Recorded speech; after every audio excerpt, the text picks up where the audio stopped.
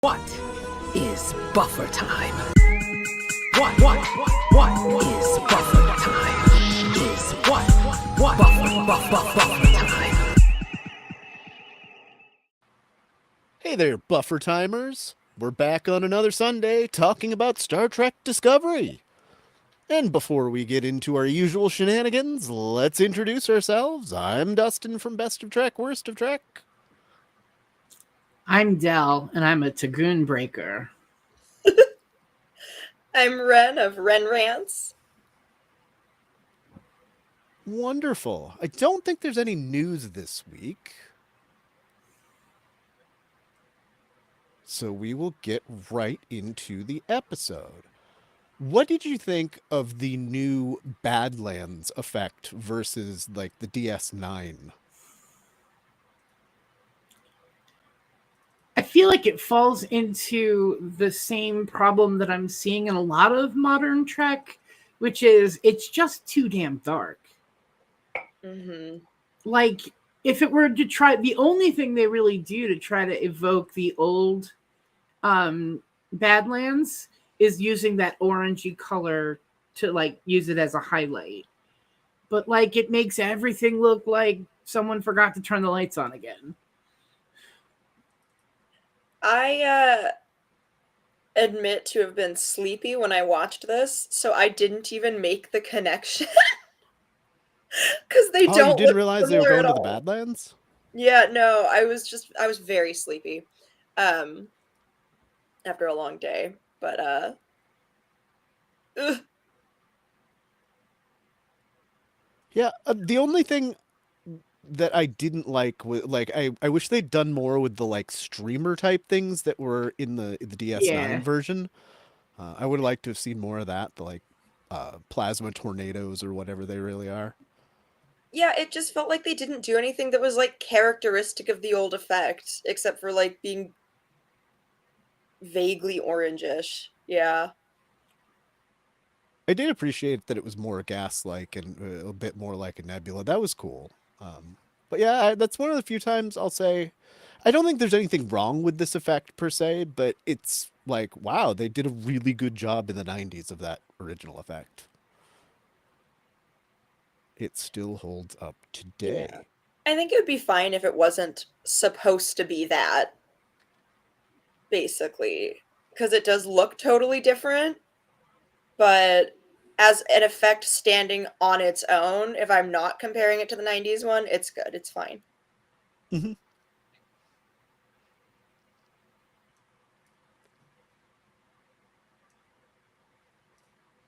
Is it convenient that Burnham could use her comm badge tricorder tech when she's in her own head and trying to figure out the maze?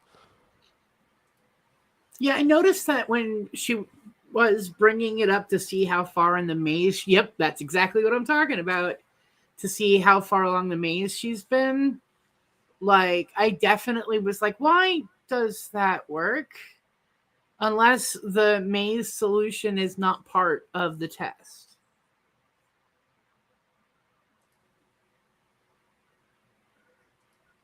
Yeah, I mean, I guess you can do whatever you want in your own head, but if that's the case, then why can't you just, like, auto-solve test?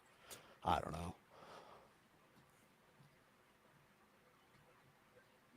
Yeah, it's a bit strange. Like, you can easily hand wave it away and be like, oh, because it's her mind, and she just decided it works, but, like, that does seem a little bit odd. I also thought it was weird that if the maze was not the challenge, why did Fake Book give her a bucket of sand? I guess just to play. I mean, he did just say he's there to help, so if that's what she wants to try, like, that makes sense. Here you go. Okay, I found that challenge is very silly, and I feel like they could have found ways to make it more interesting. Yeah. Like, it not necessarily more action, but I don't know, maybe like they could have done sort of like a dark page thing where she starts going around and she like sees random stuff from her past and starts like making connections to it and like feels some feelings or something. Like, it felt kind of lackluster that she kind of just walks around in the maze for a bit, sits down and has a chat, and then they're like, oh, you know yourself, good job. That's it. Following up on what Norman said about, like, yeah, I thought of Hansel and Gretel pretty immediately. Oh, hey, Gannon, what's up, dude? Yeah, hey, what's up? Um, I wanted to join and share my thoughts, but I don't want to be on video because, like, I'm sick. That's okay. fine. I don't know what you guys are talking about. I was tuning into the stream and you guys were talking about the challenge, and I'm just really disappointed that, like, for another week in a row, we're having the scientist be played by an existing cast member. Like, it was Culber in episode 3, and now it's Book portraying the Betazoid, I think it is this time around. I just think it's cheap. I just want to see other aliens. Yeah, I actually really liked how it was Book and how it tied into like the angst between him and Burnham, and it played off that storyline nicely, I think. I The reason really wish that they would have addressed the whole Quajon exploding and her feeling guilty for that, especially since that would have tied it back to the real world where Book gets the part of the planet root. And I think having her talk about feeling guilty about Quajon would have brought much more to that conversation than just, I gotta fix it or I don't matter. I wonder what he's going to grow out of the root cutting, though. Yeah, that was something Wingrace had submitted a question about that. I do agree with Norman that I think if it was Giorgio, that would have a little bit more flavor to it than Book.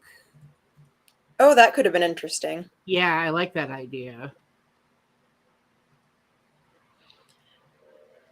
Although I guess Book makes a little more sense in terms of them having all that unresolved stuff, whereas it seemed like she and Giorgio left things in a pretty good place before Giorgio got zapped back.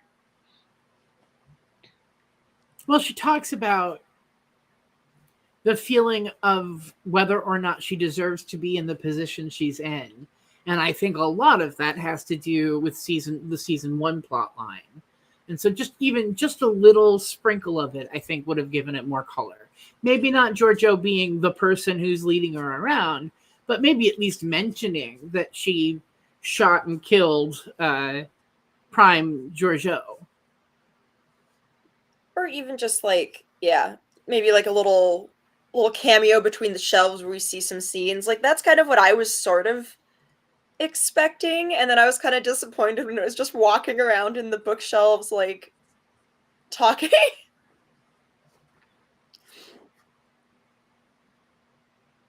Yeah. Yeah, I did like the book library pun that the archivist made. That was funny. Oh, it's the first time a book's visited me in the library. Yes. She was just cute. Awesome. She was a bubbly bunch I of fun. loved that character. She was her. probably the biggest redeeming value for this episode. I was so upset when they threatened the archives because I was like, you better not kill my new favorite. Don't you dare. And I think a lot of Star Trek fans will respond to the idea of a library under threat. Mm-hmm. Just because we tend to be nerds. She's the love of my life. Yeah. For real. Tyrell, yeah, no, like, literally, I was so upset when she left the room and never came back. Like, we didn't even see her at the end of the episode. I was so pissed off. I was like, bring back my wife. Where'd she go? Yes, give us an archive spin-off show with our wife, please. Also, like, clearly kind of a better and, like, an upgrade to Memory Alpha from the original series. And I love this archive so much. I really did like a lot of things about the episode, but I didn't like, this was the first episode of Discovery I actually just didn't review, because this is like the third week in a row where I feel like it's just been sabotaged by writers. I do not like Michael's challenge in the library. I felt like it totally took away from how cool this practical set was. I loved the set so much. I didn't really like, well, you guys know I've never really been a fan of her in book. I really would have always liked the series to have the captain's attentions elsewhere, but and like her having a lot more problems with captaincy other than just her relationship with her boyfriend. So that's why I'm never going to truly like you spending a third of an episode just with like a sappy back and forth with Betazoid book. But I loved the library, and I love the librarian. I'm literally in love with her. I've been thinking about lately because the last couple of episodes have done nothing for me whatsoever. I think it's because there's no chance they're going to lose this thing. Like, there's no way they're going to end Discovery with them failing, and unless it has nothing to do with the Breen. But, like, the idea that the Breen are going to beat them and Maul's going to become the Breen Queen, like, it just doesn't seem to connect with my head at all. Also, I've just kind of been a little bit on the writing lately as well because I've been watching Battlestar Galactica. For the first time in my entire life, I've been watching Battlestar Galactica. And Battlestar Galactica, I'm on season 3, and this is legitimately one of the best things I've ever seen in my life. Every episode is such a great drama in space. They have so many cool moments with Admiral Adama. The writing is awesome. It's exactly what I like in a space opera. What series are you starting with the 04, original 04. one? I did not watch the original because 04 does a good job of recapping the events. Or Battlestar Galactica 1980. Yeah. But I love I started the 04 and I'm in love with it. I cannot wait to finish it. And I just think that it's given me that science fiction episodic writing that I've just been wanting for so long. Okay. I think and also, sorry, it's because Callum Keith Rennie is in this season too. That's why I wanted to watch it, because he's in Battlestar Galactica. Oh, okay. He's one of the Cylons. No, I've never seen any of the series, so I don't know. I watched a little bit of it, but I need to actually. No, I have all of it on DVD. I watched it when it was on TV. Like, I really liked Battlestar Galactica. It's the shit. I think with Star Trek, though, I've said this before, but I think this season really suffers from it. We need a breath. Like, we need a kooky episode about Saru getting stranded on a strange planet, because that would explain why the fuck he's not around anymore. Where's my fluffy wedding episode? Where is it, Paramount? No, yes, exactly. We better be at this point where we haven't gotten any of them. There better be 2 fucking weddings in one goddamn episode, and it's Owo and Detmer and Saru and Tarina. I mean, if we need that before the end. If they do not have Owo and Detmer at least in the season finale, this show is dead to me. I think that so many people have been. I think so many people have been memeing about how, like, the bridge crew now is just a whole bunch of nobodies that haven't been in previous seasons. They're all like 32nd century nobodies. They're nobody who has like traveled besides Tilly into the future with them.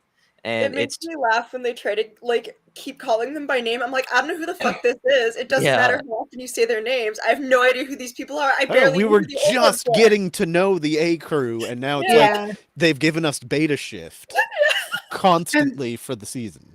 It gives me a callback to the episode where Raynor is supposed to get to know everyone, and they just give one detail. So I know that the pilot of the Discovery is a great Tongo player. I don't know their name. I don't know if they're a Bajoran from Bajor. They're Bajoran. Yeah, or if maybe she picked it up at a Quarks bar somewhere on a different planet. You know what I mean? And so it's like we know this much about Reese, and we know this much about whoever the pilot is, and whoever the ops officer is either. Yeah, I don't remember their names off the top. But Linus is still on board, so Linus counts as someone who time traveled. Luckily, with Linus, like, we don't have to have a particular actor to play him. I feel like the main reason we don't have Saru Owo and Detmer is just I don't know why they struggle so hard with keeping a cast together. Maybe it's finances, maybe it's their other. I know it's definitely they're doing other jobs, but I mean, at least for Owo and Detmer, I completely understand why they would be like, okay, yeah, I will take any job where I get to actually have some lines and screen time. And Like, Discovery hasn't given them much. to be fair, thinking about it as a star fleet, you had all of these people that we're not seeing are lieutenant commanders. So how many that's a lot of high-ranking people on one bridge. You know Mm-hmm. I what I did mean? notice that they were So saying you commander a get lot. rotated out. Yeah, they're all Lieutenant Owo, Detmer, Nilsson, Bryce. Any All of of those them guys could were have been a lieutenant Kinship commanders. the So first officer, you might say. Yeah. hey, Robbie.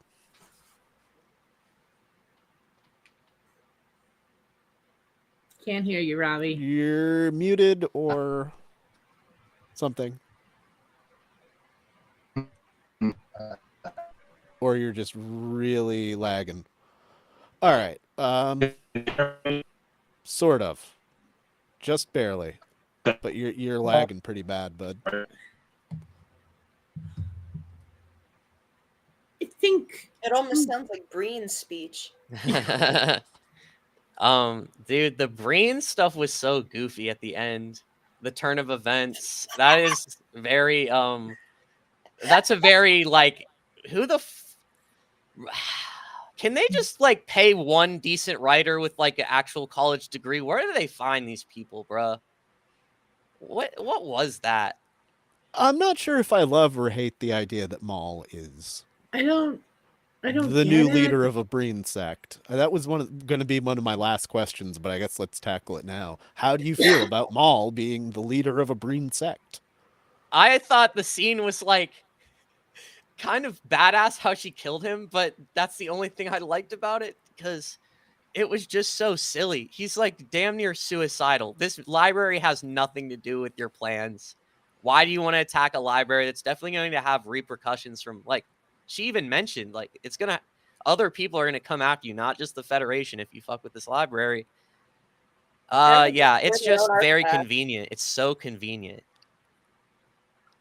I also think if Maul was going to claim to be Queen of the Breen, she would have done it a while ago. This doesn't feel like this is a brand new thought and an idea that would work at this part in the story. Well, I feel like she's just opportunistic, though. I don't think she was necessarily planning this all along. But she saw the guy swear the oath and then immediately break it. She saw him, like, you know, casually throw his soldiers in like they're cannon fodder. So she saw him doing all of these things and she realizes, oh, everyone seems kind of pissed off about this. Alpha Braga 5? Yeah.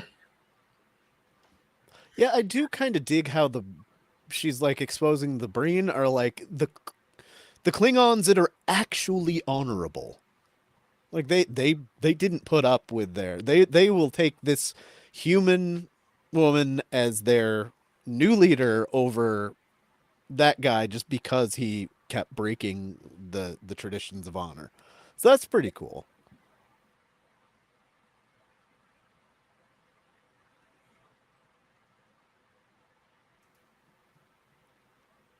So let's change topic. Oh, go ahead. Go ahead. No, go ahead. I was going to change the topic a little bit. Oh, I was going to say, I still struggle with this whole we speak Breen, but we choose to speak the Maul's language in every other situation. And this is me complaining about it, who the universal translator makes no sense to me, the way that it's used. And I know that it's probably something Maul doesn't have.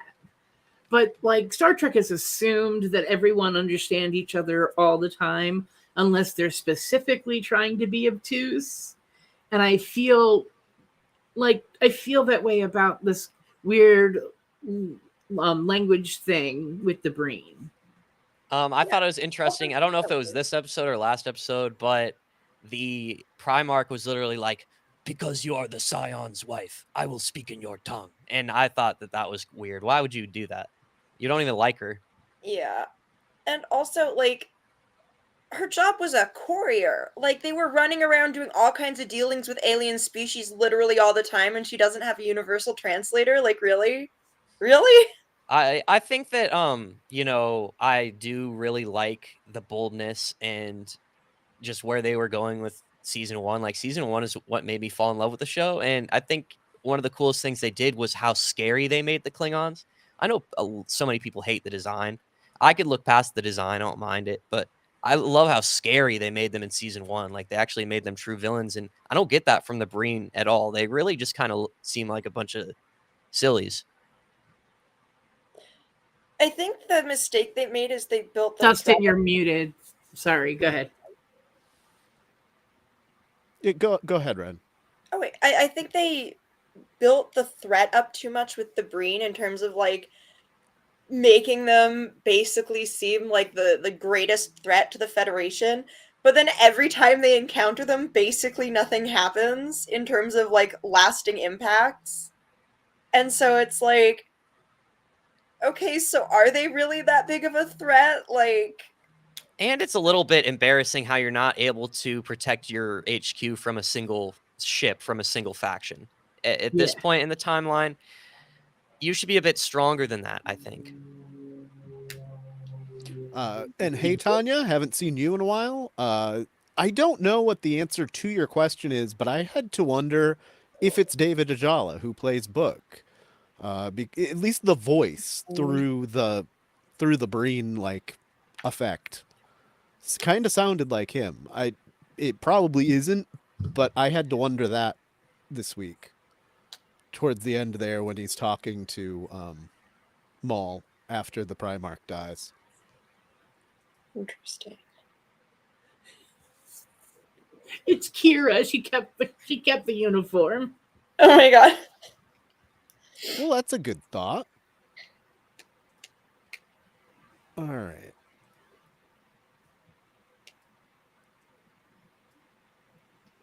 He doesn't come across as like a toady for the Primarch. Like, even though that's the role he's serving, he like the way he approaches things. I don't necessarily think he's trying to take the crown for himself. I know it's not actually a king, but you know what I mean. So, towards the end of Burnham's trial, why is she not afraid of death? Is it because she has infinite plot armor? Oh, I don't think any Starfleet, like real badass Starfleet captain is like kind of afraid of death. I don't think. You know what I mean? Everybody's a little bit afraid of death. Like, it's kind of a lie to say you aren't. But all the Starfleet captains I can think of, like Cisco, Picard, Janeway, there have been a couple times where they've been prepared to die to do what's necessary, and they didn't seem like they were too afraid. It's like they're professionals. They're prepared for it like their entire career. And Burnham in particular has done some pretty daring do. You know, flying through space in the Red Angel costume, uniform, whatever, like going down with the ship when it was on fire. Like, she does go a step beyond. I think even Cisco would have been like, we need to evacuate, this is crap.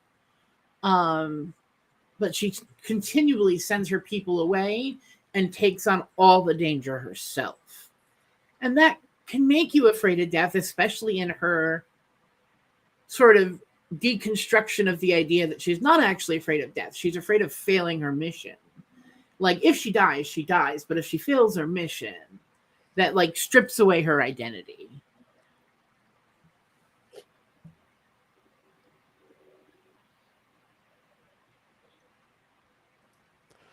What do you think that closing up on Burnham's whole mind thing? What do you think she learned from Book that's like the special thing where it was like no big deal to give away the answers to the Breen? It's got to be some kind of like password or like missing ingredient or some little thing that's going to trip them up. I don't know. I don't remember. It actually took me like 3 viewings to get through this episode. I couldn't finish it in one sitting. I had to watch it like 3 different times because I was watching Battlestar, and yes, I don't. I have no idea what Dustin's talking about. When Burnham sends this thing that I'm sure that predicts like where they need to go and all that stuff, right? And she sends it to the Breen ship. She tells everybody like, "Oh, don't worry, I got a piece of the puzzle from Doctor Whatever, and that will get us ahead." Oh, okay. They'll So need it. she These nerds learned can't something figure it out. just at the end of her experience in her mind, Okay, where it looked so- like she was just snapped out of it. She learned something that we didn't see on screen. Yeah. Okay, gotcha.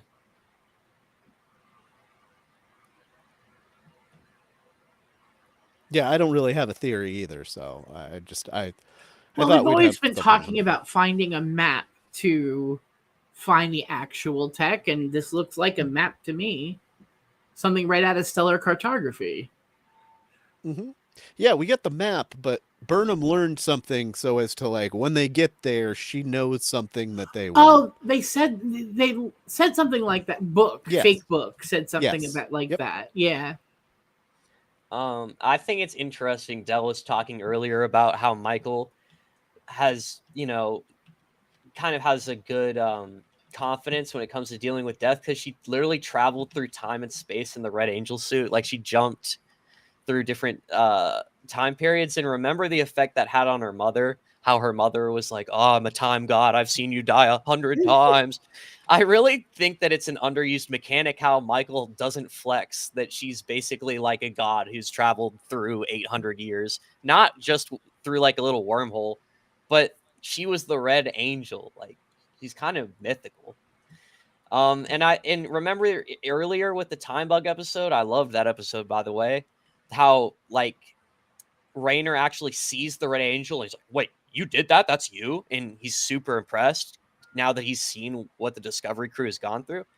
Nobody on Discovery ever like says what they've been through. I guess they don't want to because it's a risk, but I feel like Michael should use that as a flex. Oh no, we I really think the Breen plotline would be so much more interesting without the progenitor plotline.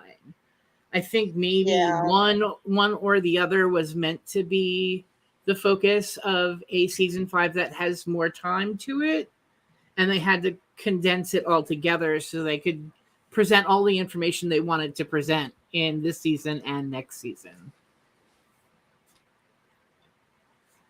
I just think they're setting them up for failure. Like, there's no way the progenitor at the end of the season, that tech is actually going to be cool. Well, in theory, it's going to bring Locke back, but I have to wonder if now that it's been telegraphed to us so fucking hard that Locke's coming back. I don't think Locke's coming back. I also don't think he's coming back. I think she's going to have the chance to bring him back, but realize what it costs and then not do that.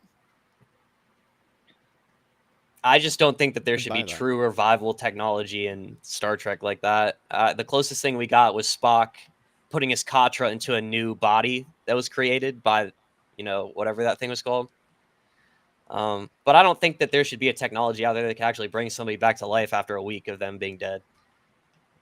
I don't know. There was that time 7 of 9 nanoprobe Neelix or whatever after he was Oh, dead for yeah. like almost 2 days. Poor He- That's Neelix. fine. He was like in Yeah, he was comatose, right? physically fine. He was like in a coma. He wasn't No, like truly dead. he was dead for like Oh, yeah, 18 he was hours. dead. And then he had a huge crisis of faith because there was no afterlife while he was dead. Gotcha. I like Norman's theory, the idea that Book can use this progenitor tech to bring back Kwei-Jon.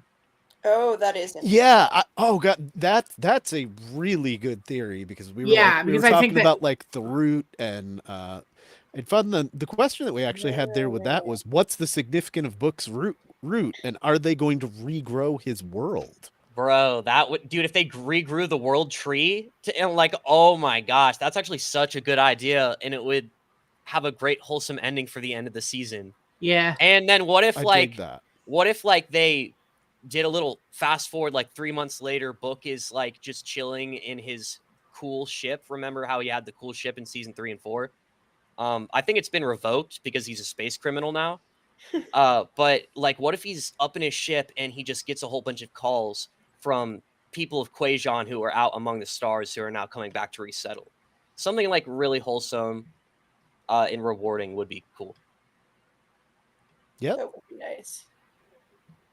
Yeah, I think that's where that's a much better use of this tech than bringing back Locke. Maybe that's why they're so focused on Burnham, is so that in the end the story is actually all about Book. But they're keeping that under wraps until they get there. Yeah, that's there's been a few times in the franchise where we've actually found fountains of youth that just we're never going to bring that up again. Like when Pulaski had to reverse her aging and stuff in the transporter. Like, oh, so all you need is an earlier transporter pattern and no harm, no foul. Listen, they like to play it fast and loose with the science, okay? Yeah, Tanya, I think they're going to go further than just regrowing the tree somewhere else. I think they're going to regrow Quajon. You know, I don't think we can bring back all the people they lost, but I bet it's possible to bring back the planet. Dude, how do you bring back a planet? Well, I mean, this is magical tech. The Genesis Project gives us a little bit of understanding on how that could work. Because the whole time I think maybe they're very similar. The Progenitors Check and the Genesis Project. But I could see them taking a barren planet and using sort of the DNA from the world root to terraform a new Quajon. Let's hit up Species 10C and they'll like bring a planet just to where Quajon used to be. They'll use their planet moving powers. Sorry, our bad. We'll help. We'll help out. We can fix this. So out of the really serious things that we got throughout the episode, did anybody else catch the drop from Reno of Hesperia? Yeah. So what is that? I Googled it. What is that? Hesperia is the planet that Billups is from. Dude, that's what I thought. But what my Google search didn't tell me that. I literally typed in Google search. I was like, Star Trek Hesperia, and that shit did not come up. And I was like, wait, maybe it's not that. But Nope, that's so cool exactly that it is, because I love that they actually referenced Lower Decks and brought in like a planet from Lower Decks. That's so dope. We love to see it. I have to admit, though, it seems like Janet Reno knows about all of the clues. Like, it always boils down to, we need to talk to Reno. Reno knows what we need to do. I love Tig Navarro. I love the character of Reno. But this sort of, like, infinite info dump seems a little weird. I am liking the faction of her and Stamets and Adira this season, though. Yeah. I mean, she's coming up with like the general idea, but the three of them are fleshing it out, and that's it gives them a good appearances, I guess. Reno. Yeah, I was gonna ask if you said Janet Reno. Sorry, you guys know what I meant. Man, I've been thinking too, because I just keep on thinking of like what this season could have been, and why did Locke and Maul not really have enough Bonnie and Clyde moments? They didn't really feel like that much of a couple on the run. We got the impression, and they killed two of their like traitors back to back. They did the exact same thing in like 2 episodes. But if I was doing this season, I would have had one of the puzzle pieces be held in the Bank of Boleus, and they would have had to go rob it. Like, do you know what I mean? Like, do something fun. Have them rob a bank. Star Trek has always done a great job of integrating old themes like heist movies and shows. Why couldn't they have done something like that, bro? If you're going to have these 2 Bonnie and Clyde characters, I'm salty. I think in a way, the story could have been a little bit more rich if we got an episode that was just Maul and Locke. Like the figuring out how they're figuring out the answers. Maybe with the one that they had to move the statue for, like one of them where they really had to fight and they thought they had the clue but they didn't. Just something to give us a little bit more understanding as to why they're doing it, and also, I don't care. Mm-hmm. Yeah, that's a good idea because has Mock and Lol found any of the puzzle pieces first, or has Discovery beaten them to all of them? No, there was one. The one where they had the big fight scene when they were in the mirror universe or whatever that other Enterprise was. Yeah. They had the clue Your first. Locke got stabbed. Oh, okay. Well, I just think that that would be a good idea if they did a complete heist episode from their perspective, and then they actually got the piece. Yeah, they actually got the piece before Discovery, and Discovery had to steal it back from them. That would be cool. But I want to see the Bank of Bullius. I want to see it get robbed. You guys ever heard of Payday 2? It's a video game. Movie? No, it's a video game where you go in and you do a whole bunch of different bank heists with your friends. I would love them to just do a bank heist where there's hostages. They have to hold it down. They have to hack cameras. They have to drill the safe, get the puzzle piece. That'd be awesome. Well, we're definitely too late in the season on Discovery for any of that now. We will be lucky to wrap up the things we want to wrap up. I have a question for everybody, one that I just thought of. Do you think that Alex Kurtzman and the producers of Star Trek saw this booty season and were like, you're done, Michelle, we're not giving you a 6th season? Or is it just because of the show's performance?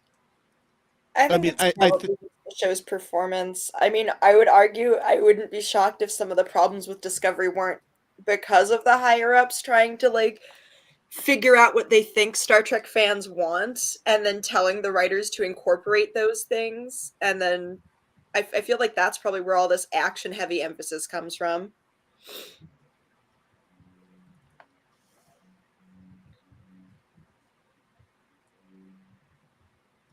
I think the problem's twofold. I think both Discovery, it's had so many problems as far as at least fan engagement.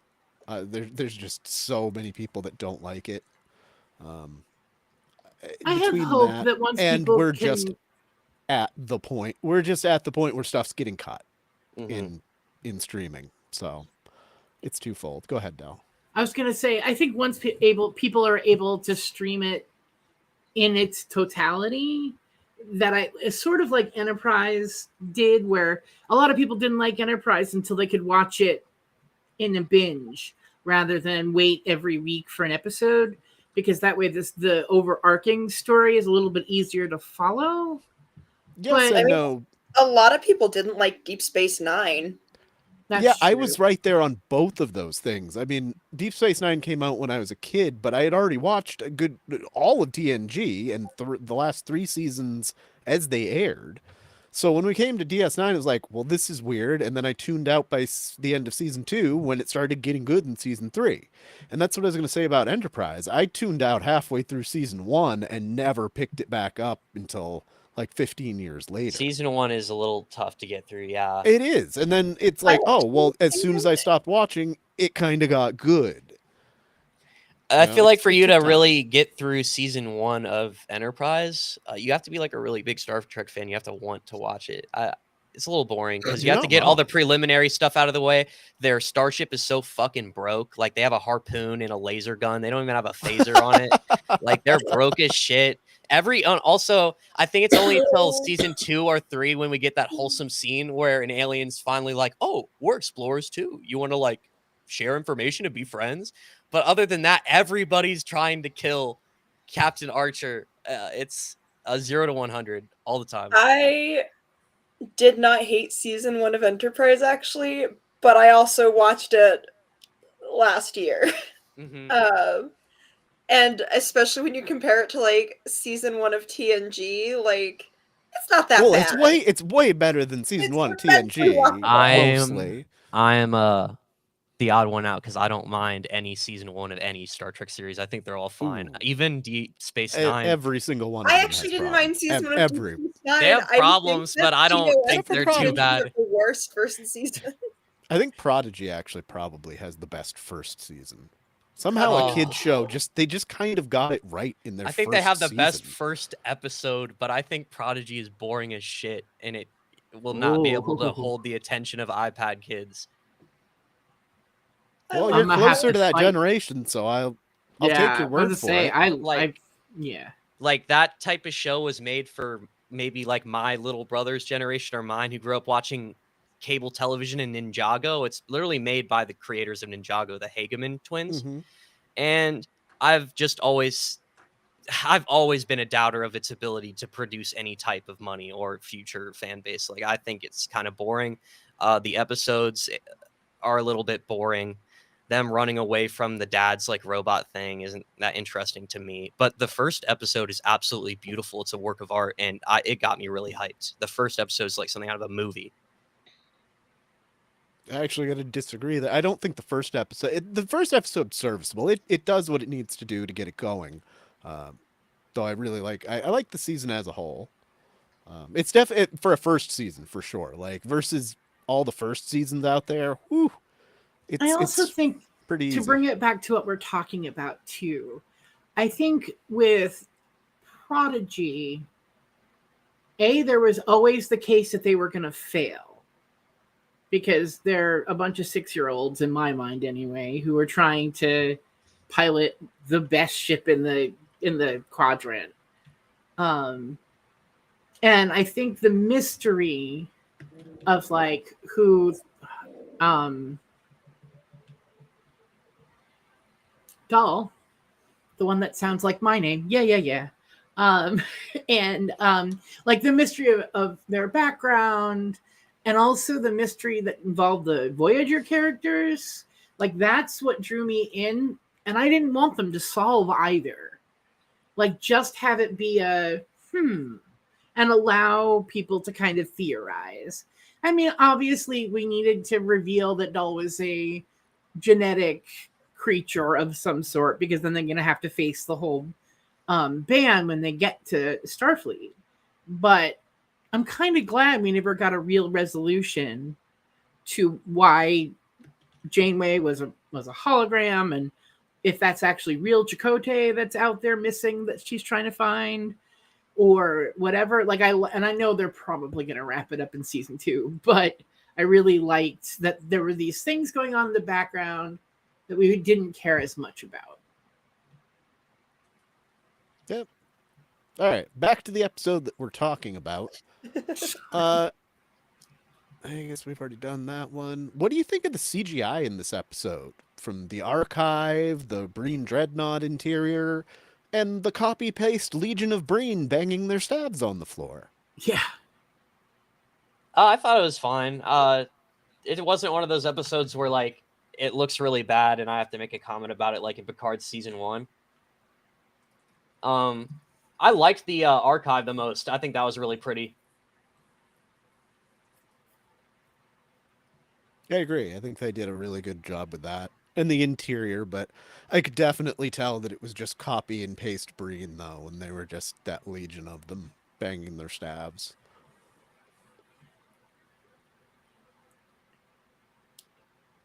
I miss the models. I think the models looked better than the CGI representations of a lot of the like environments they try to create. Because something about like the way the light hits the models and the way like the models just feel more real in their environment. I think I miss it. Whenever I see any production that is still using models and matte paintings, I get really excited because there's just something that's so textural about it. And like the CGI is serviceable. It's fine. Like the archives is a cool design. It looks good. But when I look at that, I think that would be so much cooler if that was a model. So like with that being said, I also agree. And I think that I was very happy to finally get something that reminded me of a true practical set this week, because they filmed in the Toronto library and it looked beautiful. It looked like a space library. I love practical sets. I love old movies made before 2005 that have practical sets. And that was a great part of the episode for me. This is the Bandy City from Encounter at Farpoint. Boy, what a wonderful, wonderful set of models. Truly a model. Kind of like it. Are you making fun of it? Yes, I am. The Farpoint. This is definitely. There are some good models in the series, and this is not one of them. I don't think that's actually Encounter at too Farpoint bad. models are fucking terrible. Listen, I don't think it's too bad. I honestly think that, yeah, it's there's fine. hardly anything good about Encounter at Farpoint, okay? The good thing is Q is there. Some of the matte paintings are cool in Trek, a few of them, but as a whole, no, I gotta say, I think most of the CGI we get in New Trek, I would take over most of the models and most of the matte paintings, with some exceptions. But also consider, models you make today could look so much cooler than models you made back then. Oh, for sure. And there's way better many, cameras to little get in and do practical small things are stuff. way cheaper, and it makes me sad. But also, there are still some productions using models and matte paintings, so it's fine. I'll live. Dude, season 1 of TNG has some banger episodes though. Like, you have Justice, Oh my you got God. Oh my what God. we got here. Angel 1 was kind of dope. You are being facetious, aren't you? I hope so. I like a lot of these episodes. Okay. Okay, We're all welcome to our own opinions, but my God, I don't know how. Is it Riker's exposed chest in that episode? Because I guess I get it on that level. Oh, dude, wait, Neutral Zone, it was a great season finale. I like Neutral Zone. I do too. A lot of people don't. Conspiracy is not canon. It's not real. There's no way that could ever happen. I don't know. Yeah, the only thing good about this episode is seeing Jonathan Frakes in this ridiculous fucking outfit. I think it was so fun to explore a matriarchy. That's the first time I've ever experienced anything like that in my life, of like a show or a movie exploring a true matriarchy. I thought that was fun. Can you bring that picture up again, the one with Riker? Absolutely. Anytime for you. I don't know if it's the resolution of my screen. Is he missing a nipple? It does kind of look like there's no nipple there. I think it's just very obscured with chest hair. Okay, because for a second when I looked at it, I'm like, they muted out his nipple. All right. I feel like a matriarchy could be better executed, but it was an episode. Also, I know we're not talking about Discovery anymore, but I love the Binars. I love that episode. That one's okay. That's an okay episode of season. The Binars are one of my favorite aliens, and when Lower Decks brought them in for their latest season, I was really hyped. They are good little guys. So, does the increased use of Reese imply that we might see him in a future franchise? No, we're not. No. Maybe the Academy for 12 seconds, but no. That's the best we could hope for, to see him in Academy for 12 seconds. But like I said before, New Trek is terrible at keeping cast members around. Just look at Picard and look at Discovery. Elnor, Data's daughters, a whole bunch of people were gone by season 3. I just think they're not going to Girardi's gone by season 3. They're just not going to care about this cast when it comes to future projects. I could buy that. I bet we'll get some cameos of almost everybody from Discovery at some point in Academy. But yeah, I think you're right. I don't think we're going to get anything major more about him. But we'll probably see him in Command somewhere, which will be cool. I was really disappointed that season 5 was not Captain Reese on the Discovery, continuing the tradition of a new captain every season. I don't know why he's not the XO.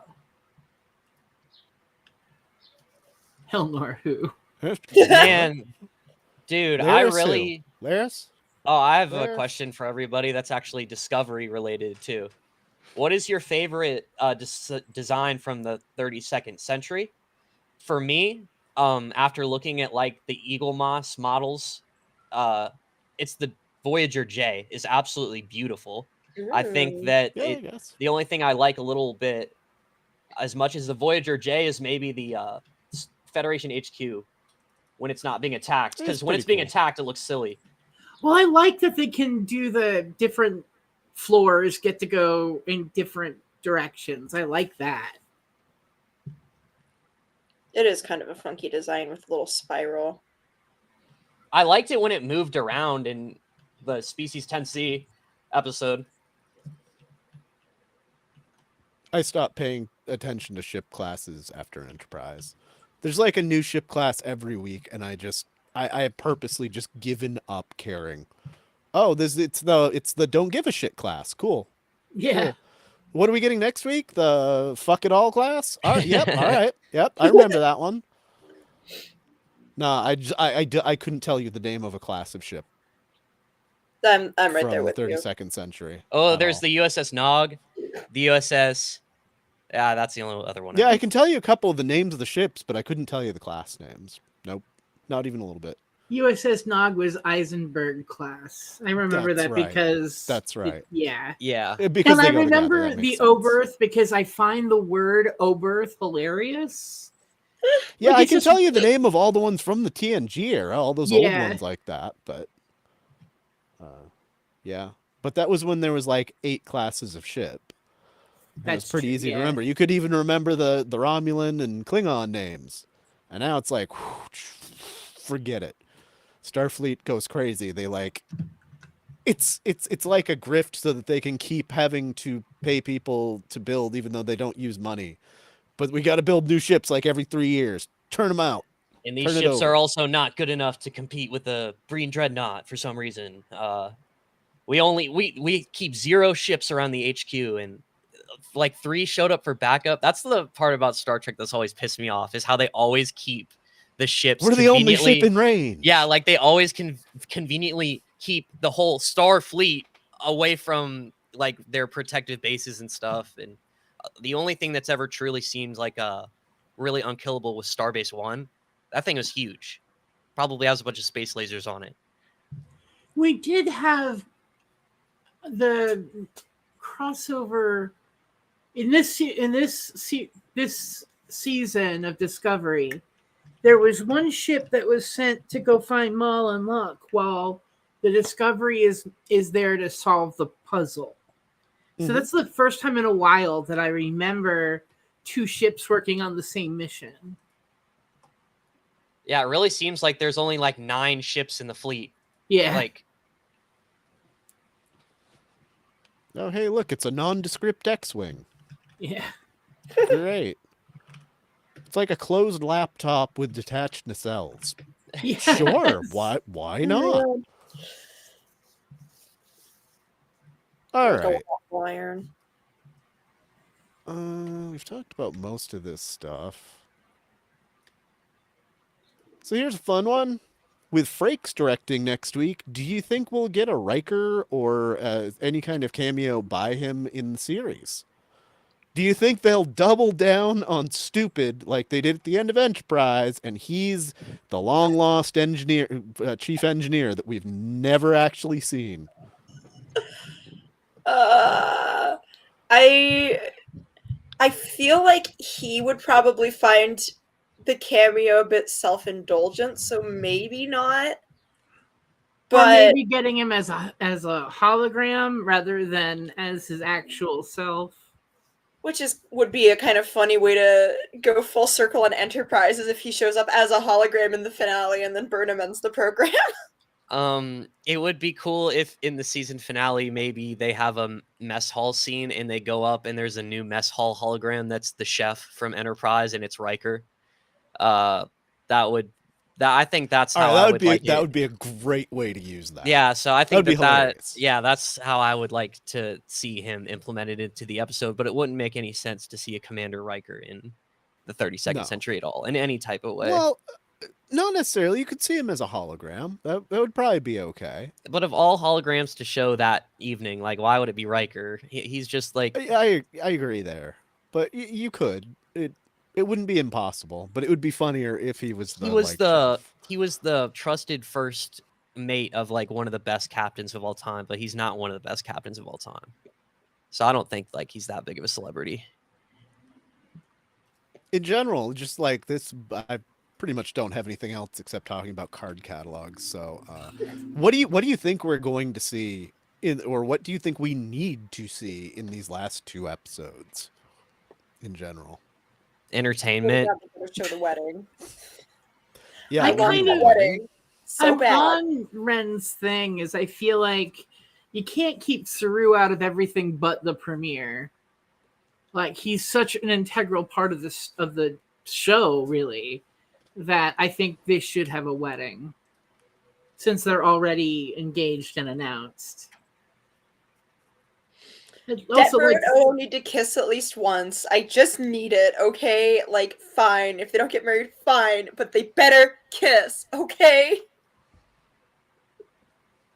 Some kind of acknowledgement. I think the end to the chase should be that they get there and it's already gone. That would be a really good ending, even though there's not going to be any more information. Just the idea, because the idea of like the Federation having it doesn't make me feel great, and the Breen having doesn't make me feel great. So I'm hoping it's already gone. Yeah, that's honestly something that's bugged me this whole time is the idea that they want this technology to be found. Why? Why? They're like, in a time of peace. Times of peace don't last forever, bud.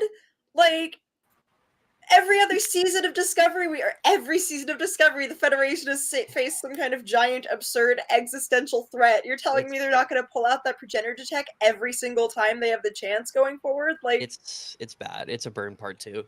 It is bad. crazy. I mean, I hope they don't find it. That would be great. They and everybody else, in theory, laid down time travel after the temporal Cold Wars. So, I think it would be cool if they, like, for the second time, it's just a useless piece of shit thing that everybody like walks away and they don't want it. Like in the case, be funny. Yeah, and they're like, well, I mean, Captain Picard and everybody, they didn't give a shit about this 800 years ago, so why would we care about it now?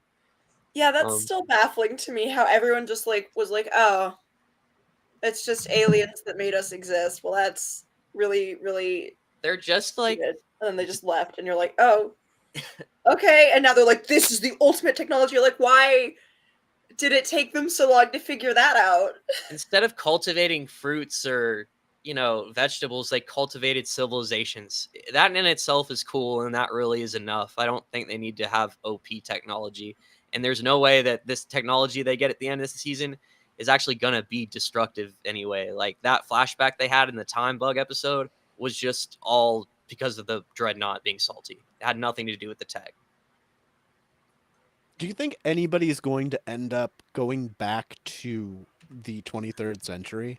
Maybe not the whole crew, but some of them. I feel like the Infinity Room has got, and Kovic and the Infinity Room have to play back into this more. I feel like we're going to find out something great, probably in this next episode, about how like there's some time travel still going on. I have I always have a conspiracy, but this is a conspiracy I don't like. With what Colbert has been going through since the Jantara, like there's a lot of talk of spirituality. And where does spirituality lie if our creator is a piece of tech? So my fear is that the answer to the puzzle is God or something spiritual. I'm trying because, I'm a fairly spiritual person. And so I'm trying to both figure out the references, but also hope they don't go anywhere. What else is really spiritual? Battlestar Galactica. That's true. But I think the spirituality in this is more obtainable by Joe Schmo watching the show. Whereas, like with Battlestar Galactica, it takes a while to figure out that this is part of their spirituality. Mm-hmm. Oh, don't spoil anything for me too, because I'm only on season 3. Oh, okay. It's okay.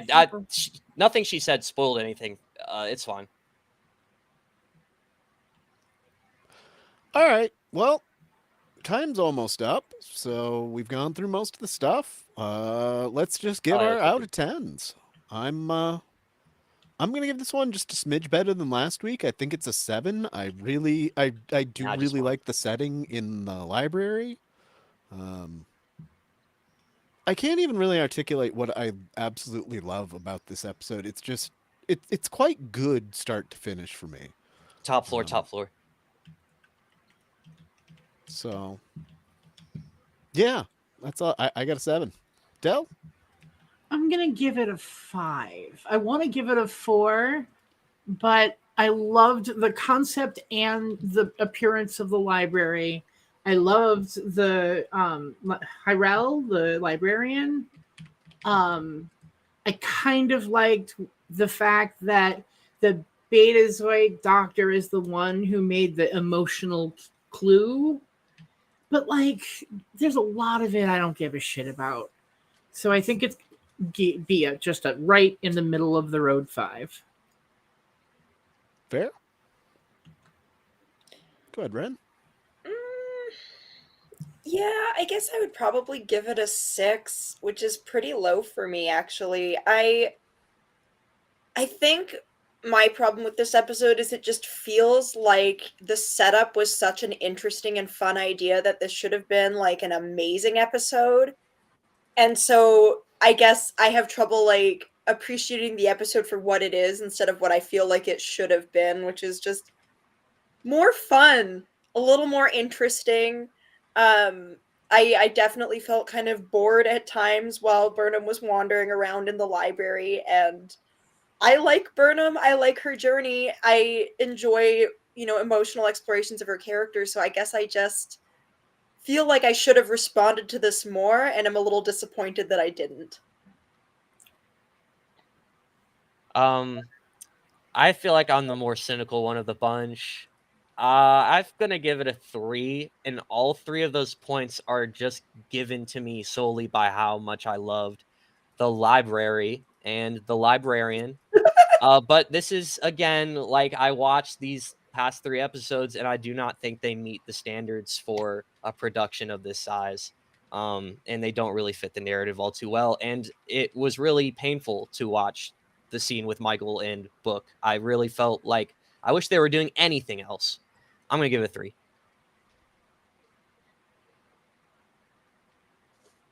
Before we leave, I want to bring something up that's not related. But when Grace had said, "Dude, you got a Dell," when we had the picture of the spaceship, I just wanted to mention that when I got married, that's the one thing my poor husband heard the whole day, and everyone thought they had thought this up and been clever on their own.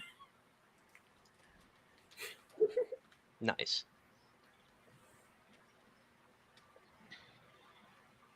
Hold on, I'm adding everything up here. I do agree. We don't really know where Nan went.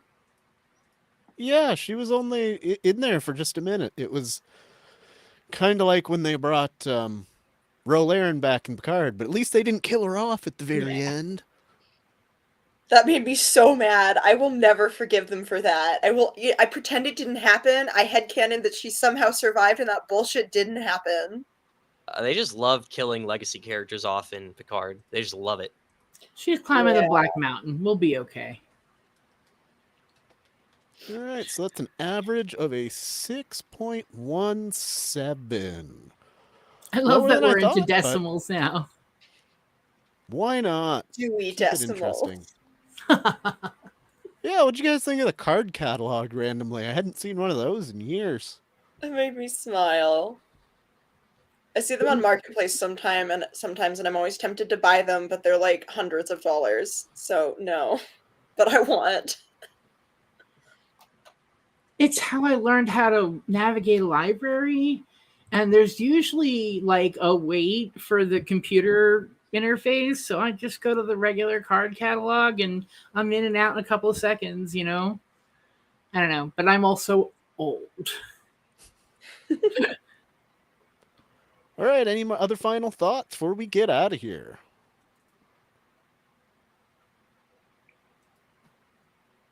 All right. Well, thank you guys for joining me and co-hosting today. This is go ahead, Del. What do you got? Tanya, Yes. Nan is the one in the Breen uniform. Oh, I like that. She was going after Maul. Yeah. Oh, that could be I think that's interesting. brilliant. But I wanted to make sure I said that before we left. Rock on. All right. Well, thanks for noticing that. And thanks, everybody, for all your opinions. And thank you guys for tuning in. We'll see you next week for the penultimate episode of the entire freaking Disco series. So until then, live long